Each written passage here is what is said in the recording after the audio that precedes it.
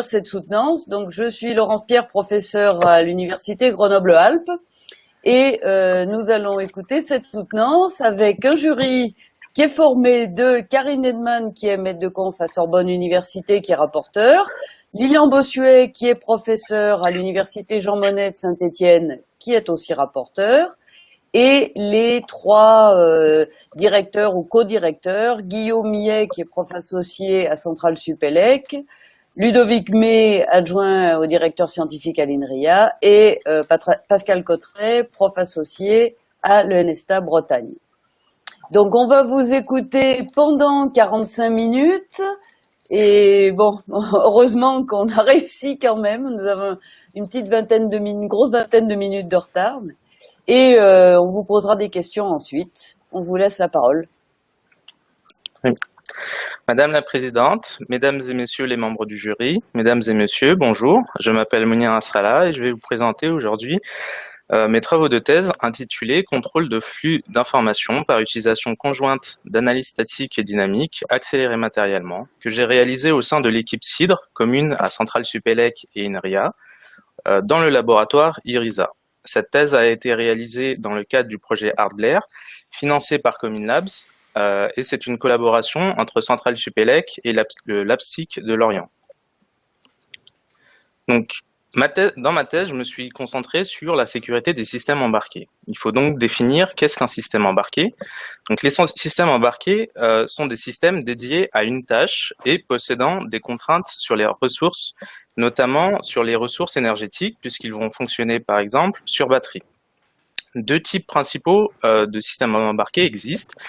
Le premier type est les systèmes embarqués que l'on va retrouver dans les calculateurs automobiles, par exemple, qui possèdent des microcontrôleurs, qui sont des petits processeurs peu puissants qui incorporent de la mémoire.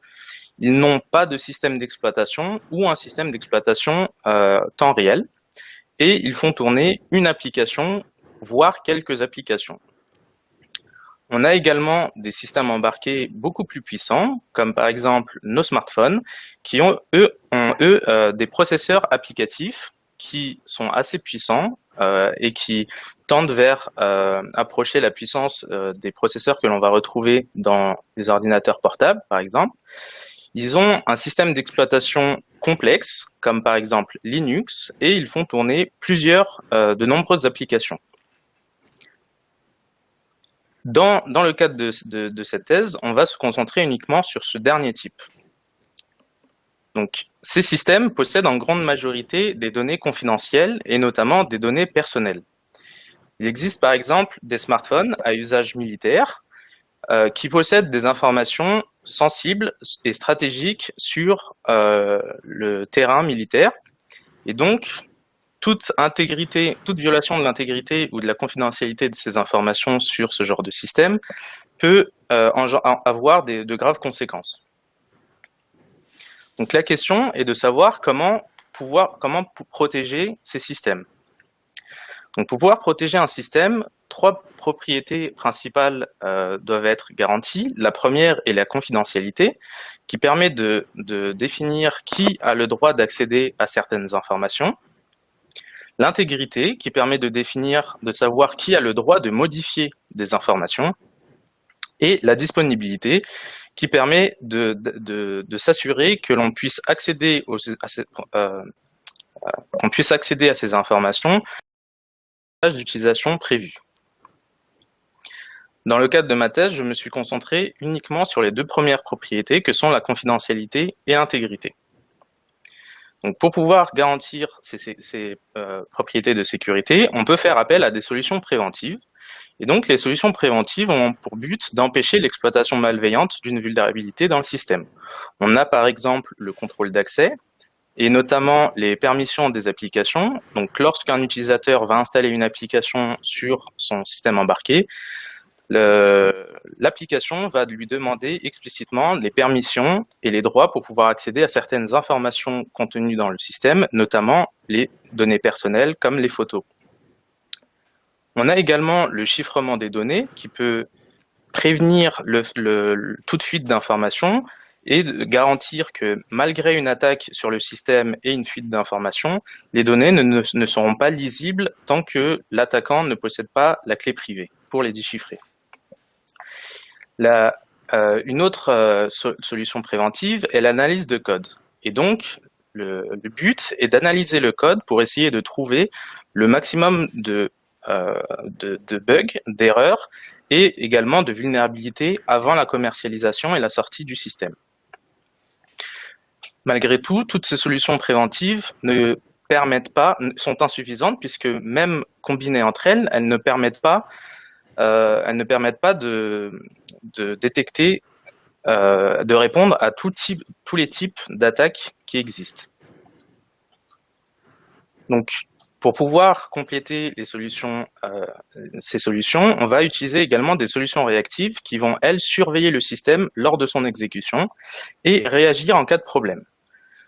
Il faut tout d'abord réussir à détecter. La première étape est donc de réussir à détecter qu'un problème est survenu. Pour ça, on va utiliser la détection d'intrusion, l'approche de la détection d'intrusion. Et deux types de détection d'intrusion existent. La première est la reconnaissance de signature d'attaque. Donc, dans cette approche, le modèle va être le comportement malveillant que l'on va rechercher dans le système. Cette approche est simple à mettre en œuvre. Elle a peu de faux positifs, mais par contre, elle a une nécessité d'avoir une connaissance précise du code malveillant. C'est par exemple l'approche qui est utilisée notamment dans les antivirus. La deuxième approche est la détection d'anomalies. Et donc, dans ce cas-là, on va modéliser le comportement sain et tout comportement déviant sera considéré comme une anomalie. Donc, l'avantage de cette solution est qu'elle ne nécessite pas une connaissance précise du code malveillant, mais il faut définir de manière complète le comportement sain pour pouvoir se prémunir de faux positifs. Donc, la reconnaissance basée sur les signatures d'attaque est naturellement limitée et on pense qu'il est plus pertinent de ne pas reposer sur un modèle explicite des attaques. C'est pourquoi on a fait le choix d'utiliser l'approche basée sur la détection d'anomalies. Donc, pour pouvoir utiliser cette approche, deux questions sont nécessaires. Comment définir le comportement de référence de manière à éviter les faux positifs et quelle technique utiliser afin de détecter une anomalie? Donc, dans mes travaux de thèse, on a utilisé la technique du suivi de flux d'informations que l'on appelle DIFT. Le suivi de flux d'informations se concentre sur les conteneurs d'informations du système. Donc, on peut avoir des conteneurs d'informations à différentes couches du système, notamment les registres du processeur, mais également les fichiers dans le système de fichiers et les pages mémoire et la mémoire de l'application. Donc, le suivi de flux d'informations consiste tout d'abord à attacher des étiquettes dans le système. Ces étiquettes sont des méta-informations qui permettent de décrire le niveau de sécurité des informations qu'elles contiennent. Donc, par exemple, on va tout d'abord étiqueter en vert le fichier public.txt pour informer que ces informations sont publiques, et en rouge, on va venir étiqueter le fichier private.txt pour informer que les informations contenues dans ce fichier sont confidentielles. Un deuxième type d'étiquette est possible, et ce type d'étiquette permet de définir quelle est l'étiquette des informations qui a le droit de transiter par un fichier ou d'être écrit dans ce fichier. Donc ici, on a une socket et on va expliciter en disant que seules des informations publiques peuvent être écrites sur ce socket, puisque ce socket peut être connecté au réseau et donc on peut avoir des fuites d'informations. Lors de l'exécution du système, on va venir propager ces étiquettes et lorsque l'application va venir lire ces fichiers, on va propager ces étiquettes vers la mémoire puis vers les registres du processeur. Et enfin, lorsque le processeur va exécuter des instructions qui ont pour opérande ces deux registres, on va venir combiner ces étiquettes pour créer une nouvelle étiquette qui va être la combinaison des deux autres. Ici, on a une étiquette qui devient orange. Ainsi, lorsque l'application essaye d'envoyer des informations sur le réseau à l'aide, essaye d'envoyer des informations publiques sur le réseau, il n'y a pas de problème. Par contre, lorsque le système essaie d'envoyer des informations qui sont à la fois confidentielles et publiques, on peut lever une alerte. Donc, les flux d'informations que je considère sont les suivants. Tout d'abord, on a les flux explicites. Donc, l'exemple à gauche est un branchement conditionnel et un flux explicite arrive surtout au niveau des affectations. Donc, les flux explicites entre la variable A, B et C, A, B et C, et donc, dans ce cas-là, on va venir noter en souligné le fait qu'on considère l'étiquette de la variable. Et on a un opérateur de combinaison qui est ici. Donc, lorsqu'on a une addition de B et C que l'on stocke dans la variable A, on aura une combinaison de l'étiquette de la variable B et de la variable C que l'on propagera vers l'étiquette de la variable A. Le deuxième type de flux d'informations que l'on considère sont les flux d'informations implicites. Et dans ce cas-là, si un attaquant a une visibilité sur la variable A, sur la valeur de la variable A, il peut en déduire des informations sur la conditionnelle, et donc il peut en déduire des informations notamment sur la valeur de I, à savoir si elle est nulle ou pas. Pour pouvoir gérer ce genre de flux d'informations, on va venir propager l'étiquette de la conditionnelle dans toutes les instructions contenues dans le bloc. Ainsi, on va ajouter l'étiquette de I aux étiquettes de B et de C.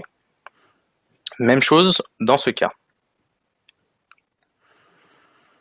Donc, dans ces travaux, on ne considère pas les flux générés par les canaux auxiliaires tels que ceux qui résultent de la mesure du temps ou de la terminaison.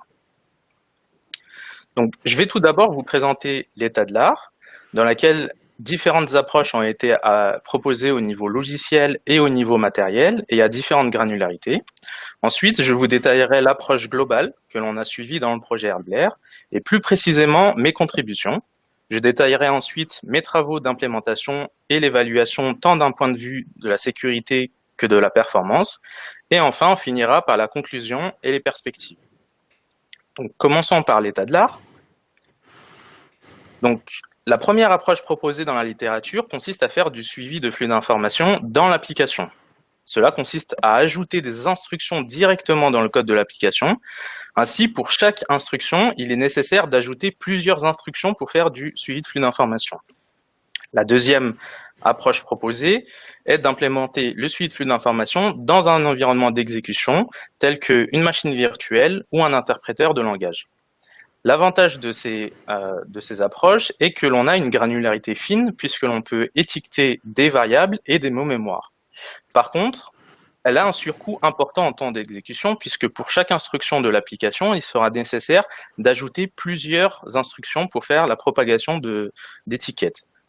De plus, le moniteur, dans ces cas-là, est très peu protégé puisque dans le premier cas, l'application est vulnérable aux vulnérabilités de l'application. Le moindre exploitation de la vulnérabilité de l'application entraînera un arrêt du suivi de flux d'informations. Et au niveau de l'environnement d'exécution étant dans la partie utilisateur du système, elle est également vulnérable. Donc, pour pouvoir pallier à ce problème, une autre approche a été proposée qui consiste à implémenter le suivi de flux d'informations, non plus dans la partie utilisateur, mais dans la partie noyau du système d'exploitation. Et donc, dans ce cas-là, on aura une granularité. Le désavantage est qu'on a une granularité moyenne. Parce que, puisque le suivi de flux d'informations se trouve maintenant isolé dans le système d'exploitation, ce système d'exploitation n'a aucune visibilité sur les variables utilisées par l'application. On a donc une granularité moyenne qui consiste uniquement à étiqueter les pages mémoire et les fichiers qui sont utilisés par l'application. On a donc une surapproximation sur la mémoire et on veut une persistance des étiquettes et la simplicité d'étiquetage des fichiers. Donc, la question à se poser est de savoir comment isoler le moniteur des IFT et rester à grain fin. Donc la solution pour répondre à cette question est de réaliser le DIFT à l'aide du matériel. Donc au niveau du matériel, l'avantage est que toutes les approches ont une granularité fine puisqu'elles peuvent puisque ce sont des approches qui se concentrent directement sur le processeur et donc qui ont accès aux adresses mémoire et aux registres. La première approche, que l'on appelle in-core, est une modification profonde de la microarchitecture. On va donc venir implémenter toute la logique de suivi de flux d'informations en parallèle du pipeline d'exécution du processeur. Cette approche a un impact très coûteux en termes de performance énergétique, mais aussi en termes de validation, puisque la moindre erreur ne pourra pas être corrigée par la suite. On a également une contrainte qui est que le fait que la politique de sécurité est, elle, figée au niveau du matériel. La deuxième approche qui a été proposée, que l'on appelle offloading, est d'utiliser un cœur général pour faire du DIFT. Et donc, le principal désavantage de cette approche est que l'on n'a pas de canal de communication entre le cœur numéro 1 et le cœur numéro 2 dédié au suivi de flux d'informations. En général, dans ces approches, on va venir utiliser un cache partagé pour pouvoir échanger certaines informations entre les deux cœurs. La dernière approche, que l'on appelle off-core, est une modification de l'architecture uniquement pour pouvoir extraire certaines informations du processeur vers le moniteur de DIFT. Donc cette approche est beaucoup moins intrusive sur le processeur et a l'avantage d'avoir des politiques de sécurité flexibles puisque les politiques de sécurité sont implémentées directement dans le moniteur DIFT et le moniteur est également spécialisé et optimisé pour le DIFT. Donc, pour résumer cet état de l'art, la plupart des approches matérielles existantes modifient même à minima le processeur. Et donc, on a un compromis entre le système, le DIFT qui est réalisé au niveau du système d'exploitation et qui entraîne une surapproximation due à la granularité. Et il est donc nécessaire de faire du suivi de flux d'informations à grain fin. Donc, la problématique de ma thèse a été de savoir si il est possible d'implémenter une solution hybride qui combine à la fois un support DIFT dans un système d'exploitation et un support à grain fin implémenté matériellement et sans modification du processeur. Donc, après cet état de l'art, je vais vous détailler mes contributions au sein du projet HeartBlair. On va tout d'abord voir quels étaient les principaux challenges du projet HeartBlair. Je vous présenterai ensuite l'architecture globale et les choix techniques du projet HeartBlair.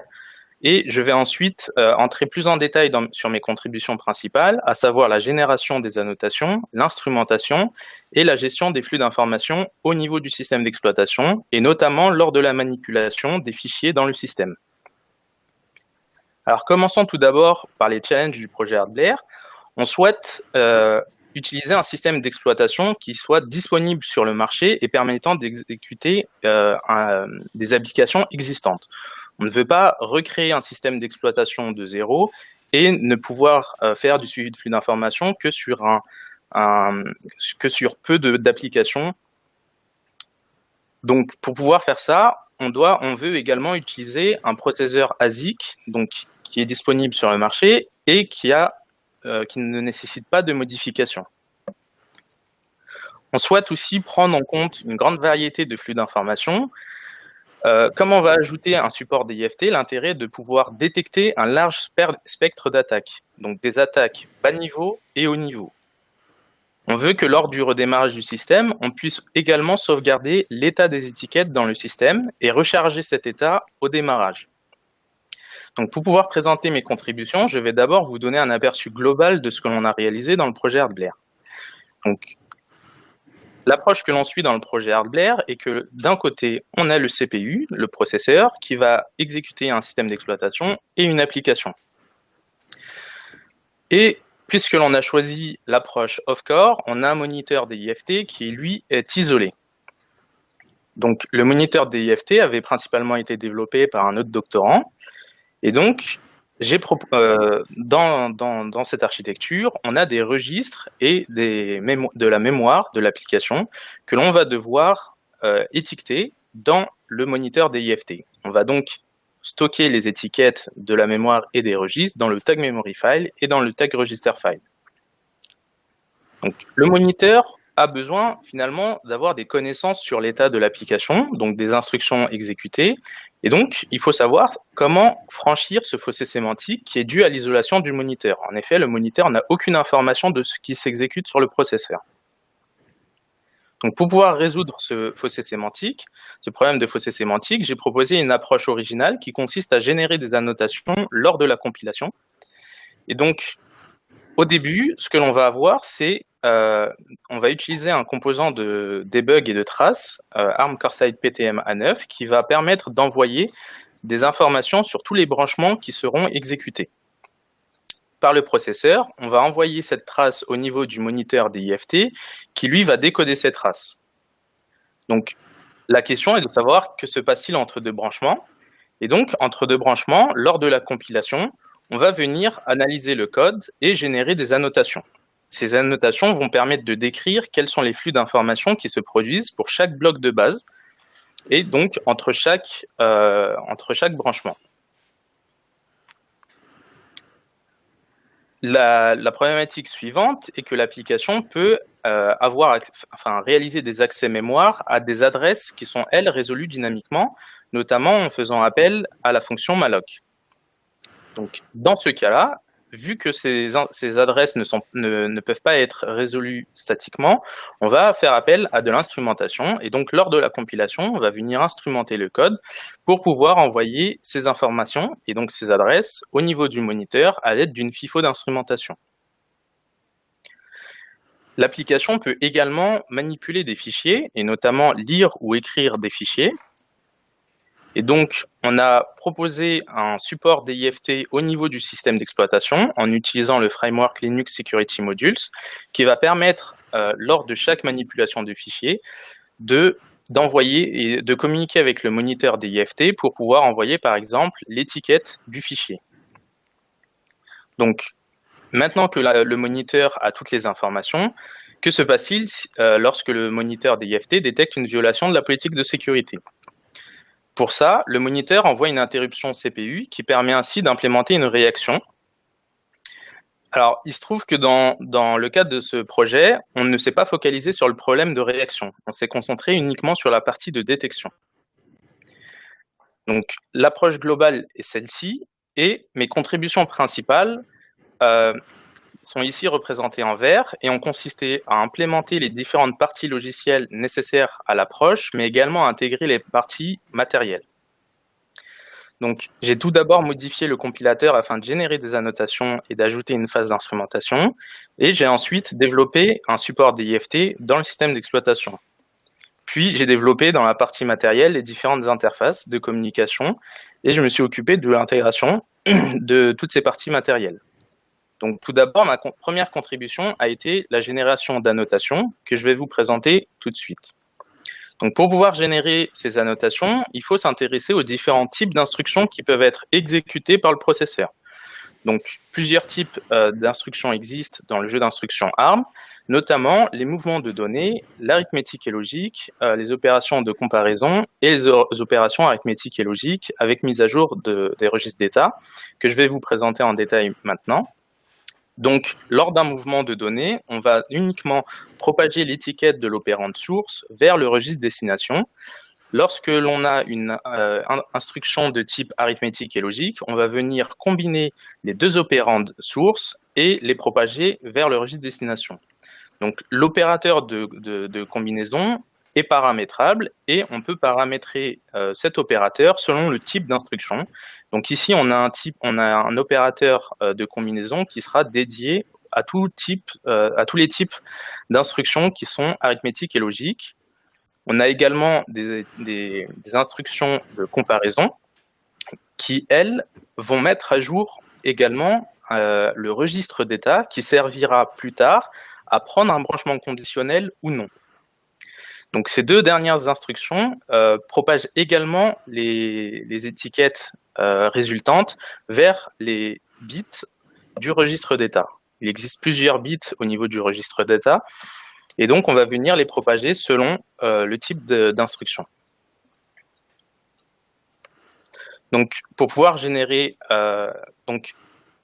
maintenant que l'on sait comment on va propager les étiquettes au niveau des branchements conditionnels et donc des conditions, comment seront gérés les flux implicites. Donc la problématique est le fait que lorsqu'on veut gérer les flux implicites, on a des instructions qui vont dépendre d'un branchement conditionnel. Alors, on peut voir qu'on dépend d'un branchement conditionnel car on a deux blocs de base qui suivent ce branchement. Donc la question qui va se poser est à partir de quel moment on ne dépend plus de ce branchement, et notamment de cette condition. Par exemple, on peut voir que les instructions qui sont dans le bloc de base 5 ne dépendent plus de la conditionnelle présente dans le bloc de base 1, à savoir la variable foo. Pour pouvoir déterminer cette portée, on a besoin d'une notion que l'on appelle le post-dominateur immédiat. Donc tout d'abord, un bloc de base B post-domine un bloc de base A si tous les chemins d'exécution de A vers le bloc de base de sortie passent par le bloc de base B. Le post-dominateur immédiat du bloc de base A est l'unique bloc de base B qui post-domine A et qui est également post-dominé par tous les autres post-dominateurs de A. Donc dans ce cas-là, le bloc de base numéro 5 a pour post-dominateur est le post-dominateur immédiat du bloc de base 1 et le bloc de base 4 est le post-dominateur immédiat du bloc de base numéro 2. Donc on va partir du principe que les variables foo, la variable foo est taguée avec une étiquette représentée par la couleur bleue et que l'étiquette de la variable B est représentée par une étiquette en rouge. Donc, j'ai développé une analyse statique qui permet de gérer les flux implicites et notamment la première nécessité que l'on a eue est de représenter l'étiquette du registre PC en pile. Donc, on va venir, lors de l'exécution de l'application, empiler l'étiquette de la condition de branchement à chaque branchement conditionnel. Donc, dans notre cas, toutes les instructions du bloc de base 2 dépendent de la condition du bloc de base 1. Même chose pour le bloc de base numéro 3, qui dépend à la fois d'une combinaison du bloc de la condition présent dans le bloc de base 1 et dans le bloc de base 2, à savoir la combinaison de l'étiquette de foo et de bar. Et ensuite, on va venir dépiler au niveau du post-dominateur immédiat. Donc, le bloc de base 4, puisqu'il est le post-dominateur immédiat du bloc de base 2, on va venir dépiler. Et donc, toutes les instructions contenues dans le bloc de base numéro 4 ne dépendront plus de la variable e-bar. Même chose pour le bloc de base numéro 5. Donc, le dernier type d'instructions que l'on peut avoir au niveau du jeu d'instructions ARM sont les instructions qui sont relatives à la mémoire. Donc, les instructions relatives à la mémoire ont une forme générale suivante, donc un opcode, puis un registre N et un registre A. Donc, lors d'une lecture mémoire, on va venir lire la valeur qui est stockée dans l'adresse spécifiée par le registre A et on va l'envoyer dans le registre N. On a donc un flux d'informations de l'adresse contenue de RA vers le registre N. Même chose, mais inversement au niveau de l'écriture mémoire.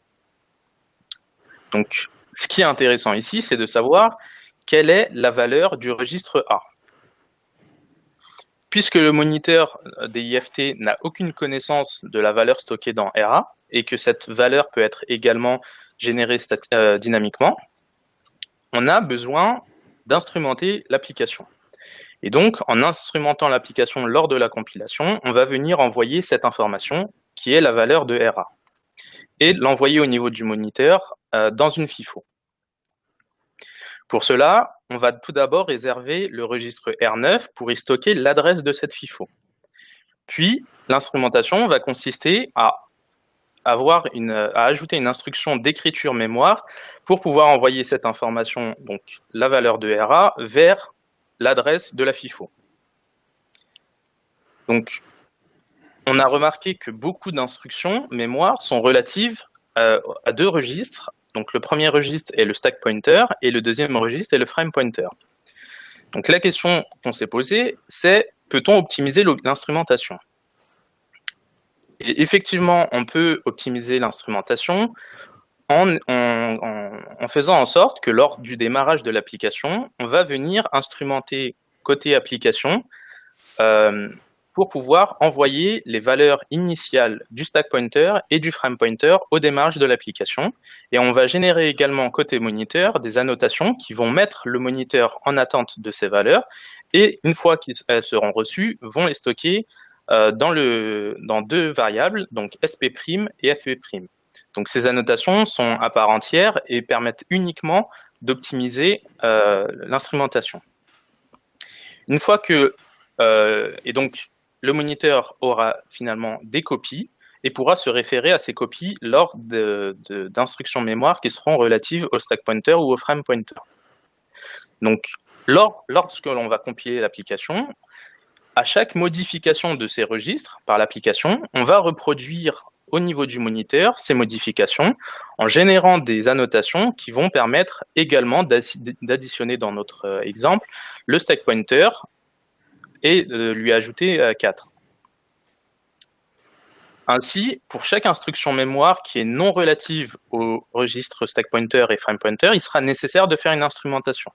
Donc dans l'exemple ici à gauche, on va uniquement ajouter une instrumentation pour pouvoir envoyer la valeur du registre 3, mais par contre, pour la dernière instruction, qui est, elle, fait référence au frame pointer, étant donné que le moniteur de sécurité possède sa copie dans fp', on va directement l'utiliser. Maintenant, l'application peut également faire des écritures ou des lectures au niveau de la mémoire. Et donc pour ça, j'ai développé un support DIFT au niveau du système d'exploitation qui permet d'envoyer les étiquettes du fichier, mais également de communiquer avec le moniteur DIFT. Donc pour pouvoir faire ça, la première étape a été d'ajouter au niveau de tous les fichiers du système un attribut étendu qui permet de stocker l'étiquette de ce fichier.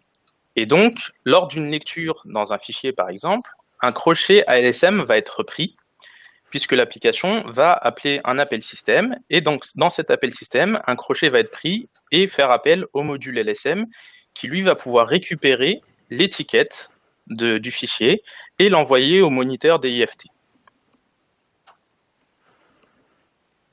Donc, après vous avoir détaillé ces différentes contributions dans mon approche, je vais vous donner les détails sur l'implémentation que nous avons réalisée et qui nous a permis d'évaluer expérimentalement notre approche en termes de détection d'intrusion et de performance. Donc, au niveau de l'implémentation, on a implémenté cette approche à l'aide d'une carte FPGA ayant un système on chip Zing 7000.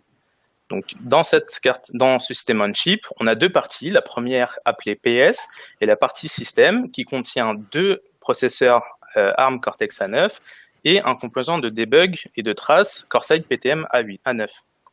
De l'autre côté, partie logique, donc la partie FPGA, on a implémenté le moniteur DIFT. Donc, ensuite, au niveau du noyau Linux, j'ai dû apporter quelques modifications au niveau du noyau Linux. Et donc, pour pouvoir suivre tous les flux d'informations qui se produisent au niveau du système d'exploitation, je suis parti du projet RF-Blair qui a été développé par un ancien doctorant de l'équipe, Laurent Georget, et qui a formellement prouvé que tous les flux d'informations qui se produisent dans le noyau passent systématiquement par un crochet LSM. On a ainsi une couverture complète sur les différents appels système manipulant les fichiers.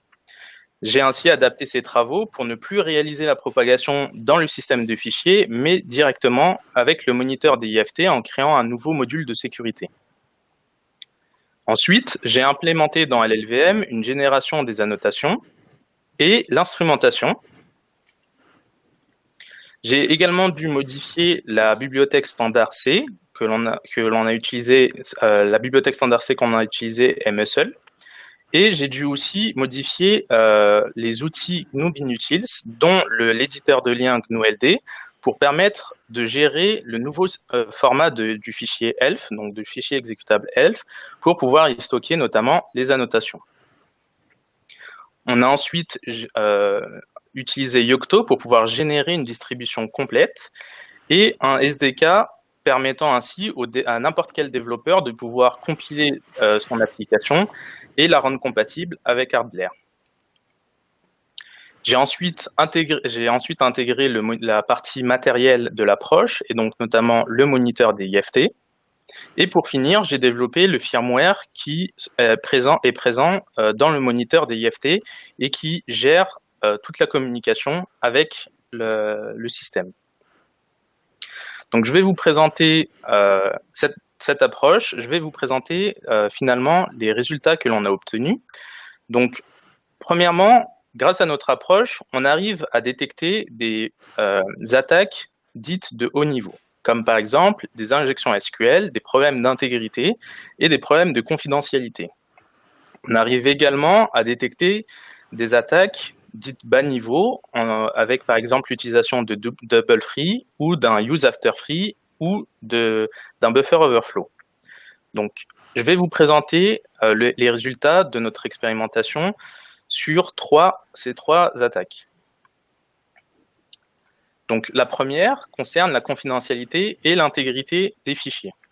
Donc, on a exécuté cette application qui est ici à gauche, qui ouvre 4 fichiers. Le premier est un fichier index.html, puis password, puis un output et une input.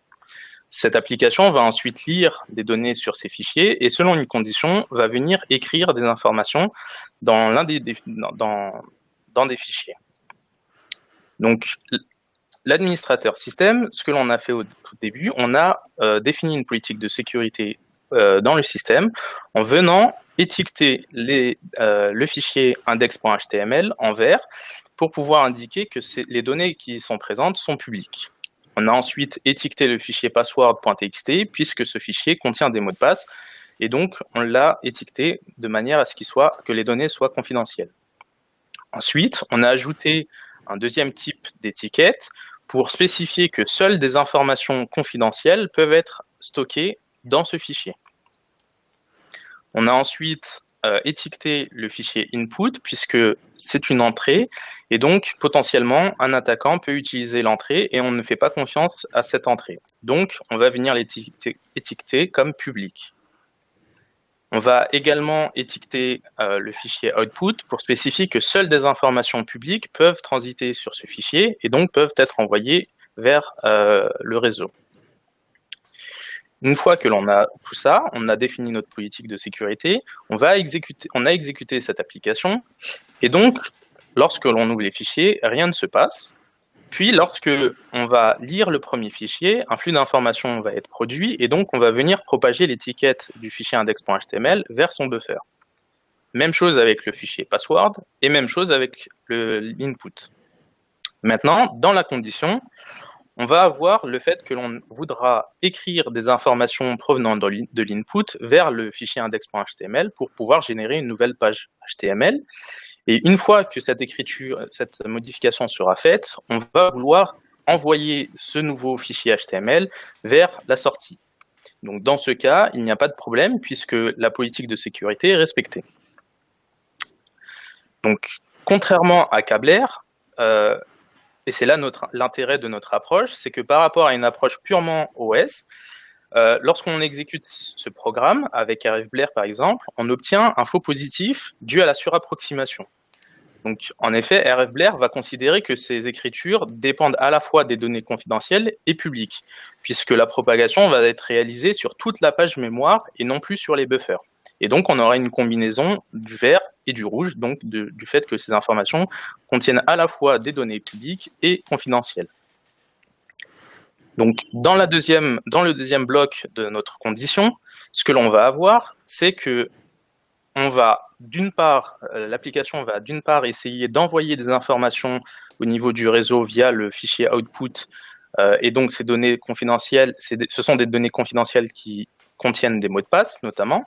Et donc dans ce cas-là, on va avoir notre système qui va lever une interruption et lever une alerte pour indiquer qu'il y a une violation de la politique de sécurité, puisque l'étiquette confidentielle n'est pas dans l'ensemble de l'ensemble d'étiquettes du fichier output, notamment le fait que seules des informations publiques doivent être écrites.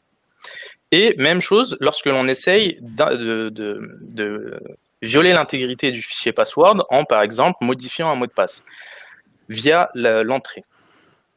Et donc, on a la même chose, on a une interruption. Donc, la deuxième attaque, qui est, elle, plus bas niveau, sur laquelle on a fait des expérimentations, est présentée ici à gauche. Donc, on a deux fonctions. La première fonction est la fonction main, puis la deuxième fonction est une fonction que l'on appelle vun. Donc, la fonction vun a un buffer de 4 octets, et l'utilisation de scanf on ne fait pas ici attention à la taille finalement du buffer. Et donc, un utilisateur malveillant peut écrire plus que 4 octets. Donc, pour pouvoir se prémunir de cette attaque, on a émis cette politique de sécurité. Donc, une étiquette est représentée sur 32 bits et on va réserver le bit numéro 31 pour pouvoir stocker une information qui est, lorsque la donnée est non scellée, la valeur du bit 31 sera de 0. Et lorsque la donnée sera scellée, elle sera de 1. On va avoir un opérateur de combinaison qui est un et logique. Et donc, lors de l'exécution de cette application, on va avoir la pile qui sera dans cet état. Et lorsque l'on va appeler la fonction vun, on va avoir une allocation mémoire au niveau de la pile. Ensuite, la première étape va être de stocker pour la fonction vun les adresses de retour de la fonction main et le frame pointer. Et aussi de stocker, de réserver un espace mémoire pour le buffer. Lorsque l'on va faire appel à la fonction scanf, donc dans le cas à gauche, on aura une exécution normale dans lequel un utilisateur n'entrera que 4 octets. Dans le deuxième cas, on va avoir l'utilisation malveillante d'un utilisateur qui, lui, va venir stocker plus que 4 octets et va donc pouvoir écraser les informations contenues dans la pile et notamment l'adresse de retour. La politique de sécurité nous permet finalement, à chaque retour, de vérifier que l'adresse que l'on a utilisée, et donc cette adresse-ci, est toujours scellée. Si elle n'est pas scellée, une exception est levée et donc on informe l'utilisateur qu'il y a potentiellement eu un buffer overflow puisque l'adresse de retour a été modifiée par un utilisateur. Donc, au niveau de l'évaluation en termes de performance de cette approche, on a tout d'abord un surcoût qui est fixe pour la configuration du système et qui est de 230 millisecondes. Cette configuration nécessite 230 millisecondes et permet de configurer le composant de debug et de trace, mais également la politique de sécurité au niveau du moniteur des IFT et de charger en mémoire les annotations. Puis ensuite, on a un surcoût entre x5 et x12 avec les expérimentations que l'on a menées avec le benchmark Mi-Bench. Ce surcoût est principalement dû à l'instrumentation. Tout simplement, on peut essayer d'améliorer cette instrumentation en utilisant un composant dédié qui s'appelle le ARM CoreSight ITM, qui permet de diminuer normalement les coûts d'instrumentation et d'écriture mémoire vers le FPGA.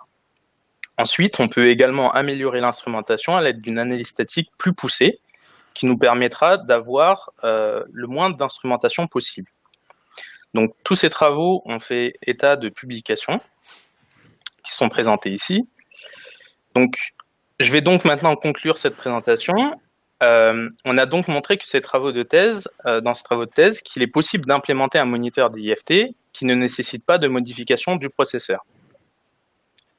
On a une approche flexible car différentes politiques de sécurité peuvent être configurées par l'administrateur système et permettent de détecter un large spectre d'attaques de nature différente. Donc des attaques haut niveau et des attaques bas niveau.